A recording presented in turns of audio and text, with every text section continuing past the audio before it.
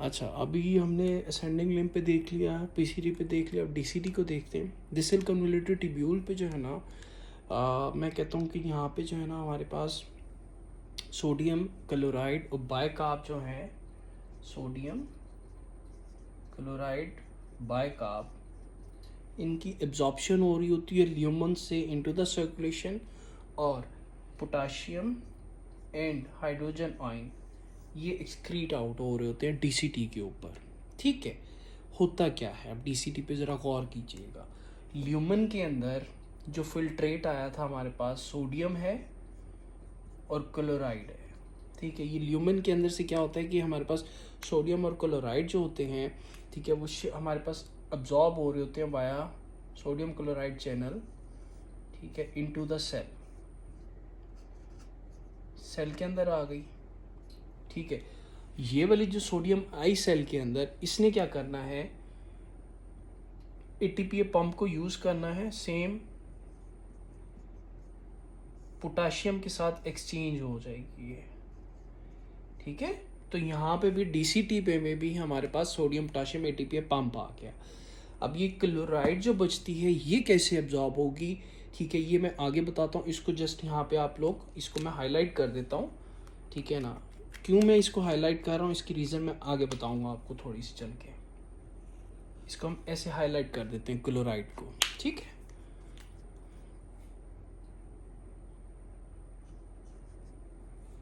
ये क्लोराइड हो गया हमारे पास। अच्छा, नेक्स्ट जो चीज़ है हमारे पास वो है, एक हमारे पास एक्सचेंजर पड़ा हुआ होता है। ठीक है, सोडियम हाइड्रोजन एक्सचेंजर। ठीक है, कहाँ पे है वो एपिकल और बेसल मेम्ब्रेन दोनों पे हमारे पास एक्सचेंजर पड़ा हुआ है। ठीक है, उस एक्सचेंजर ने क्या करना है, जो हमारे पास ल्यूमन के अंदर सोडियम और हाइड्रोजन, ठीक है, ये एक्सचेंजर होता है। ये क्या करता है, सोडियम को शिफ्ट करेगा सेल के अंदर, ठीक है, और हमारे पास हाइड्रोजन जो है, ठीक है, जो एक्स्ट्रा हाइड्रोजन क्या नाम है हमारे सेल के अंदर बनी हुई है, ठीक है, उसको पकड़ के ल्यूमन में एक्सक्रीट कर देगा। मैंने क्या बात की कि एक्सक्रीशन होती है किसकी, हाइड्रोजन आयन की, और किसकी, पोटाशियम आयन की। ये पोटाशियम आयन एटीपी पंप के साथ आया, फिर ये पैसिव चैनल के थ्रू वापस ल्यूमन में आ जाएगा, एक्सक्रीट हो गया। हाइड्रोजन आयन जो हमारे ब्लड के अंदर था वो सेल के अंदर आया। ठीक है, यहाँ से चलो इसको ऐसे बना लेता हूँ मैं। हाइड्रोजन आयन, मैं कह रहा हूँ डीसीटी पे हाइड्रोजन की सेक्रीशन होती है। ठीक है, ये हाइड्रोजन आया किसके एक्सचेंज में, सोडियम के एक्सचेंज में। ठीक है, तो एपिकल मेम्ब्रेन और बेसल मेम्ब्रेन पे सोडियम हाइड्रोजन एक्सचेंजर पड़े हुए होते हैं। ठीक है ना, सेल के हाइड्रोजन को पकड़ के, ब्लड के हाइड्रोजन को, प्लाज्मा में जो हाइड्रोजन है एक्स्ट्रा, उसको पकड़ के सेल में लाएगा, सेल से ये ल्यूमन में एक्सक्रीट करा देगा। ल्यूमन की जो सोडियम थी वो इसके साथ एक्सचेंज होकर सेल में आएगी, सेल से प्लाज्मा में चली जाएगी, रीअब्जॉर्ब हो जाएगी सोडियम। स्टार्ट में यही बात की ना कि सोडियम क्लोराइड और बाइकार्ब की रीअब्जॉर्प्शन होनी है, एक्सक्रीशन पोटाशियम और हाइड्रोजन आयन की होनी है। तो एक्सक्रीशन हमने देख ली, पोटाशियम की कैसे हुई, हाइड्रोजन की कैसे हुई। अच्छा, अब यही बात एक और मैं यहाँ पे कर देता हूँ कि ये जो हाइड्रोजन आयन हमारे पास सेल के अंदर आया, ठीक है, ब्लड से, इसने क्या किया, जो हमारे पास बाइकार्बोनेट थी, जो हमारे पास जो हाइड्रोजन आयन हमारे पास ल्यूमन के अंदर है, और जो फिल्ट्रेट आ रहा था, जो बाइकार्बोनेट आ रहा था, ये हाइड्रोजन आयन क्या करता है, उस बाइकार्बोनेट आयन के साथ मिलके वही हमारे पास कार्बोनिक एसिड बना देता है, जो कि कन्वर्ट हो जाता है हमारे पास किसके अंदर, कार्बन डाइऑक्साइड और वाटर के अंदर। ठीक है, ये कार्बन डाइऑक्साइड वाटर जो है रीएब्जॉर्ब होती हैं, कार्बन डाइऑक्साइड डिफ्यूज हो जाती है सेल के अंदर, वाटर रीएब्जॉर्ब हो जाता है हमारा सेल के अंदर। ठीक है, ये कार्बन डाइऑक्साइड और वाटर आ गए सेल के अंदर। अब जो हमारे पास वाटर फर्दर अगर एक्स्ट्रा है तो वो सर्कुलेशन में रीअब्सॉर्ब हो जाता है, अदरवाइज ये दोनों सेल के अंदर दोबारा रिएक्ट करके कार्बोनिक एसिड बनाते हैं हमारे पास।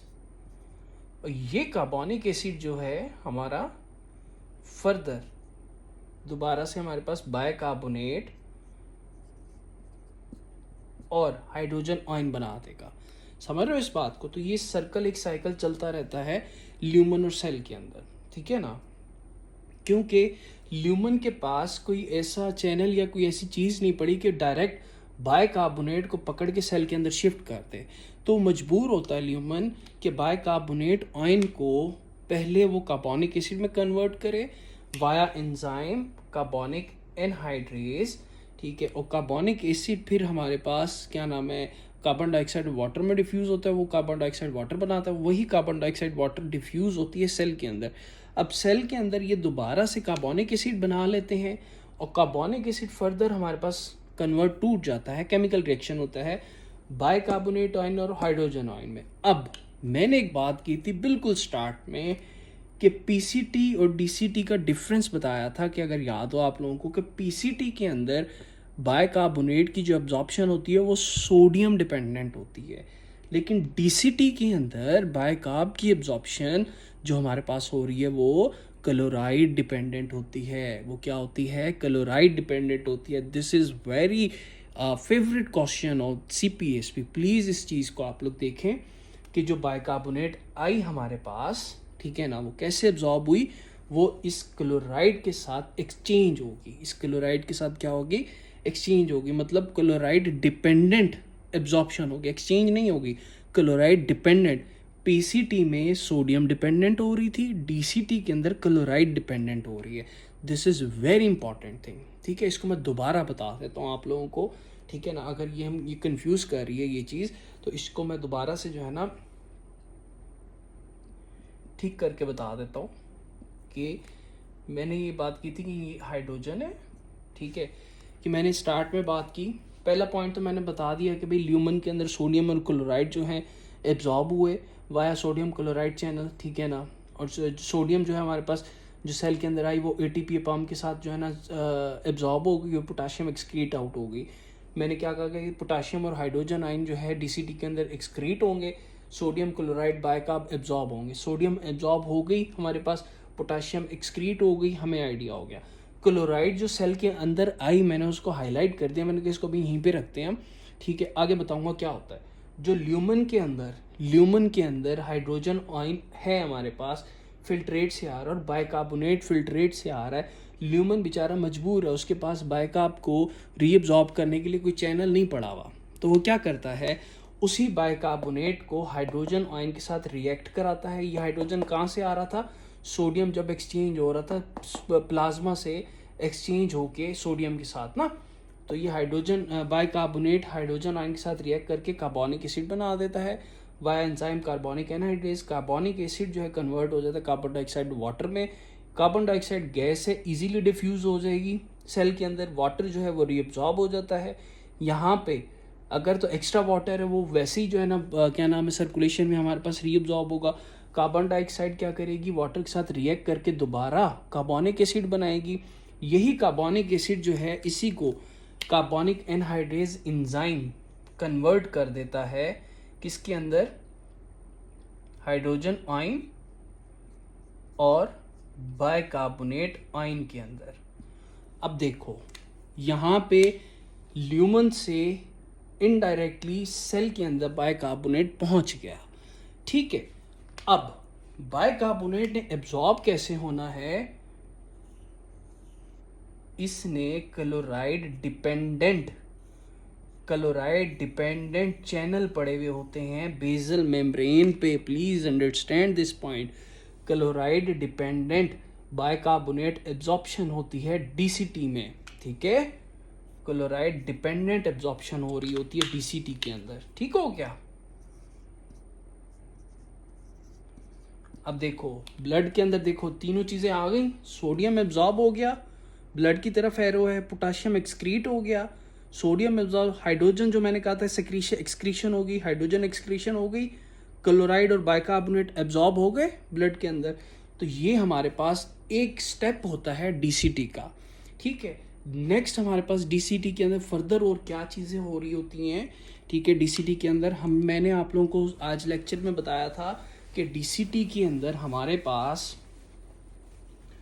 प्रिंसिपल सेल्स पड़े हुए होते हैं। क्या पड़े हुए होते हैं? प्रिंसिपल सेल्स, ठीक है ना, अगर याद हो तो अल्फा इंटरकलेटेड सेल्स पड़े हुए होते हैं, ठीक है। अब यहाँ पे एक्स्ट्रा चीज़ आ जाती है कि अगर ब्लड वॉल्यूम लो हुआ है, ठीक है ना, कोई हमारे पास ब्लड प्रेशर ड्रॉप हुआ है, तो फिर हमारे पास एल्डोस्टेरोन रिलीज होता है प्रिंसिपल सेल के ऊपर जाके। एल्डोस्टेरोन सोडियम की रीअब्जॉर्प्शन करा देगा फर्दर, एक्स्ट्रा मतलब एक्स्ट्रा काम कर रहा है, ठीक है, और पोटाशियम की एक्सक्रीशन कर देगा, ठीक है। ये वही हमारे पास एपिकल मेम्ब्रेन आ गई, ये ल्यूमन, ये सेल, ये हमारे पास सर्कुलेशन ब्लड वेसल, ठीक है। ये डीसीटी ही चल रहा है, डिस्टल कन्वोल्यूटेड ट्यूब्यूल ही चल रही हैं।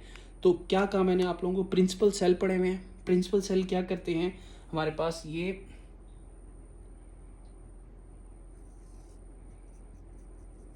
ठीक हो गया।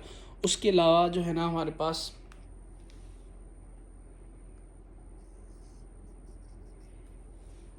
प्रिंसिपल सेल क्या करते हैं? सोडियम को एब्जॉर्ब करेंगे इनटू द सर्कुलेशन, और जो सर्कुलेशन में हमारे पास जो ब्लड के अंदर एक्स्ट्रा पोटाशियम है, हाइपरकलीमिया,